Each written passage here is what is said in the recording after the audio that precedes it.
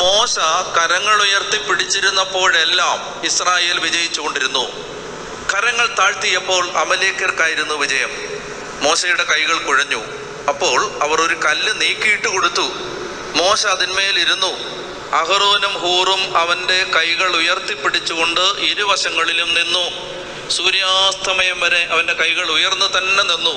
Joshua അമലേക്കിനെയും അവൻ്റെ ആളുകളെയും വാളുകൊണ്ട് അരിഞ്ഞു വീഴ്ത്തി. അമലേക്കര് ഇസ്രായേൽക്കാരെ ആക്രമിക്കാനായിട്ട് വരുമ്പോൾ അവർ മുമ്പിൽ കൂടെ വന്നല്ല ആക്രമിക്കുന്നത്. അവർ പിന്നിലൂടെ വന്ന് ആക്രമിച്ച് ഈ നിരാലംബരായ മനുഷ്യരെ മുഴുവൻ വകവരുത്തി. പിന്നിലൂടെ വന്ന് ആക്രമിച്ചു. അപ്പോൾ ദൈവം പറയുന്നുണ്ട്, ഒരിക്കലും നീ ആ ജനത്തെ കാനാനിൽ അവശേഷിപ്പിക്കരുത്. ഇങ്ങനെ പലതവണ നമ്മൾ കാണുന്നുണ്ട് ഈ അമലേക്കരെ. അപ്പം അതിന് പല കാരണങ്ങളുണ്ടാവും.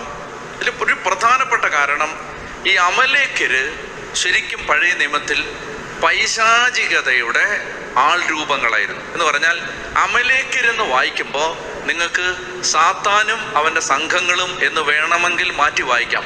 അങ്ങനെ ഒരു പൈശാചികതയുടെ ആളുകളായിട്ടാണ് പഴയ നിയമത്തിൽ ഈ അമലേക്കരെ അവതരിപ്പിച്ചിരിക്കുന്നത്. അപ്പോൾ ഇവിടെ നമ്മൾ ഗ്രഹിക്കേണ്ടത്, അപ്പോൾ ഈ അമലേക്കരുമായിട്ട് റഫീദീമിൽ അമലേക്കര് യുദ്ധത്തിന് വരികയാണ്. എന്ന് പറഞ്ഞാൽ കൊടും പൈശാചികതയുടെ ആളുകൾ, ഒട്ടും കരുണയില്ലാത്ത ആളുകൾ. മാത്രമല്ല ഇവർ ശക്തന്മാരുമാണ്. ഇസ്രായേൽക്കാർ വിചാരിച്ചാൽ പെട്ടെന്നൊന്നും തോൽപ്പിക്കാൻ പറ്റുന്ന ഒരു ജനവുമല്ല.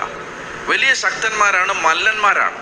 സൗള് പോലും പോയിട്ട് അവരെ എല്ലാം കൊലപ്പെടുത്തുന്നില്ല. ഈ യുദ്ധത്തെ നമുക്ക് കാണാൻ പറ്റുന്നത് പുതിയ നിയമത്തിന്റെ കണ്ണിലൂടെ വായിച്ചെടുത്താൽ, ഇപ്പോൾ അമലേക്കരുമായി മോശ നടത്താൻ പോകുന്ന യുദ്ധം സാത്താനുമായിട്ടുള്ള ഒരു ദൈവ മകളുടെ പോരാട്ടത്തിന്റെ പ്രതീകമാണ് അമലേക്കരുമായിട്ടുള്ള യുദ്ധം. പിശാചുമായിട്ട് ഇത് മനുഷ്യനോട് നടത്തുന്ന ഒരു യുദ്ധമല്ല. എഫെസോസ് 6 പൗലോസ് പറയുന്നത് പോലെ ഈ പോരാട്ടം മാംസത്തോടും രക്തത്തോടും അല്ല. നമ്മൾ മനസ്സിലാക്കിയിരിക്കേണ്ടത്, ജീവിതത്തിൽ എപ്പോഴും നമ്മുടെ യുദ്ധം മനുഷ്യരോടല്ല. ദൈവഭക്തര് യുദ്ധം ചെയ്യുന്നത്. ദൈവത്തിന്റെ മക്കൾ യുദ്ധം ചെയ്യുന്ന ആരോടാണ്? സാത്താനുമായിട്ടാണ്. അപ്പൊ സാത്താനുമായിട്ടുള്ളൊരു യുദ്ധമായതുകൊണ്ടാണ് മുമ്പൊരിക്കലും അതിന് മുമ്പോ അതിന് പിൻപോ പറഞ്ഞിട്ടില്ലാത്ത വിധത്തിൽ ദൈവം മോശയോട് പറയുന്നത്, നേരെ പോവുക. എവിടേക്ക് പോവുക? മലമുകളിലേക്ക് പോവുക. ദൈവത്തിന്റെ വടിയും കയ്യിലെടുത്ത് മോശ നേരെ മലമുകളിലേക്ക് പോയി. നേരെ നീട്ടിപ്പിടിച്ചത്. ഈ വടി കൊണ്ടാണ് പാറമേൽ അടിച്ചത്. ഈ വടിയാണ് പാറയുടെ നേരെ ഒരിക്കൽ നീട്ടിപ്പിടിച്ച് വെള്ളം തരാൻ ദൈവം കൽപ്പിച്ചത്. അപ്പൊ ഇങ്ങനെ ഈ വടി മോശയുടെ അധികാരത്തിന്റെ, ദൈവം കൊടുത്ത ആ അധികാരത്തിന്റെ അടയാളമാണ് ഈ വടി. നിങ്ങൾ കേൾക്കണം, ഈ വടി എന്ന് പറഞ്ഞാൽ മോശയുടെ വിശ്വാസമാണ്. വിശ്വാസമാണിത്. കാരണം ഈ വടി എടുത്താൽ ദൈവം പ്രവർത്തിക്കുമെന്ന് ആർക്കറിയാം? മോശയ്ക്കറിയാം. അപ്പൊ അതുകൊണ്ടാണ് പറയുന്നത്, നീ ഈ വടിയും എടുത്ത് പോണം എന്ന് പറഞ്ഞാൽ, ഇന്നത്തെ ഒരു പുതിയ നിയമത്തിന്റെ കണ്ണിലൂടെ ഈ വചനത്തെ വ്യാഖ്യാനിച്ചാൽ, നീ എന്ത് ചെയ്യണം? നീ വിശ്വാസത്തോടെ പോണം. എങ്ങോട്ട് പോകണം? പ്രാർത്ഥിക്കാനുള്ള മലമുകളിലേക്ക് പോകണം. എന്ത് ചെയ്യുക? ഈ വടി കൈ പിടിച്ചിട്ട് നിന്റെ കൈ ഇങ്ങനെ ഉയർത്തിപ്പിടിക്കുക. മോശ കൈ ഉയർത്തിപ്പിടിച്ചു.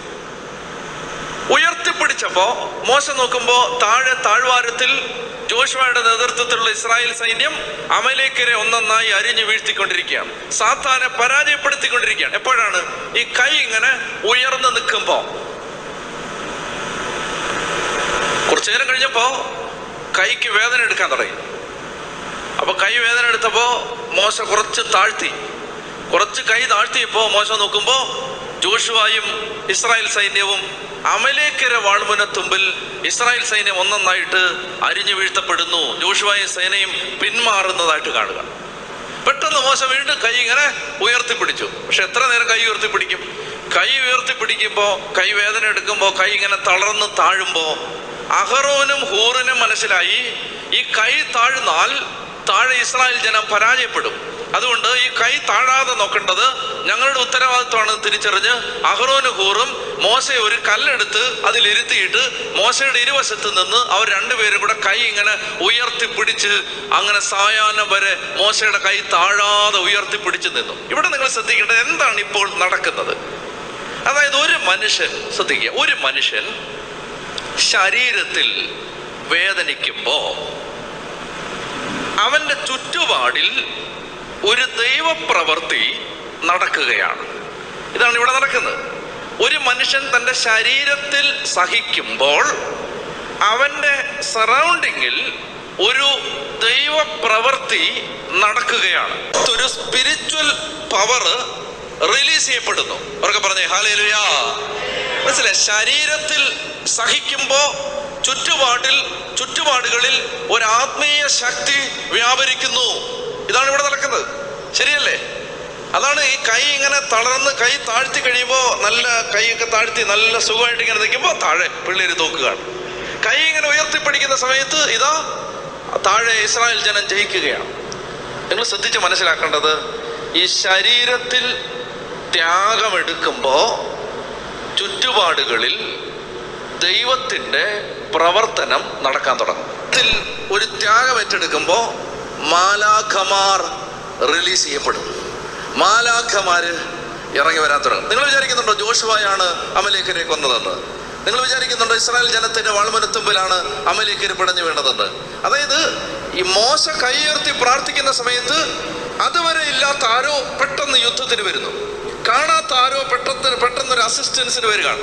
എവിടുന്നോ ഒരു സഹായം വരികയാണ്. ഒരു അദൃശ്യമായ ശക്തി എവിടുന്നോ ഇങ്ങനെ വന്നിട്ട് ഇവരെ ഇങ്ങനെ തള്ളി പുറകോട്ട് മാറ്റിയിട്ട് അവരെ ഒന്നൊന്നായിട്ട് വെട്ടി വീഴ്ത്തുകയാണ്. അപ്പൊ സത്യത്തിൽ ആരാണ് ഇവിടെ വന്നുകൊണ്ടിരിക്കുന്നത്? ആരാണ് ഇവിടെ പറന്നിറങ്ങുന്നത്? ഇവിടെ പറന്നിറങ്ങുന്നത് മാലാഖമാരാണ്.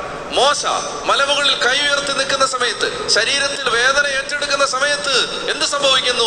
സ്വർഗത്തിന്റെ വാതിലുകൾ തുറക്കപ്പെടുന്നു. അനേക വ്യൂഹം മാലാഖമാർ ആ സാഹചര്യത്തിലേക്ക് പറന്നിറങ്ങുന്ന ഒരു ദൈവശക്തി ഇറങ്ങി വരുന്നു. നോമ്പുകാലം പ്രാർത്ഥനയുടെയും പരിത്യാഗത്തിൻ്റെതുമാണ്.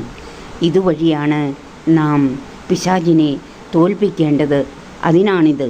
ഉപവാസം കൊണ്ടും പ്രാർത്ഥന കൊണ്ടും ദൈവത്തെയും അവിടുത്തെ പരിശുദ്ധാത്മാവിനെയും നമുക്ക് പ്രസാദിപ്പിക്കാം. വിശുദ്ധ കുർബാന പ്രഭാതത്തിൽ അർപ്പിക്കുമ്പോൾ നമ്മൾ ഓരോരുത്തരിൽ നിന്നും വിവിധ തരത്തിലുള്ള ത്യാഗവും പ്രാർത്ഥനയുമാണ് ദൈവം ആവശ്യപ്പെടുക. അത് നമുക്ക് സന്തോഷത്തോടെ ഈ നോമ്പുകാലത്തിൽ നമുക്ക് അവിടത്തേക്ക് സമർപ്പിക്കാം. ഹല്ലേലൂയ.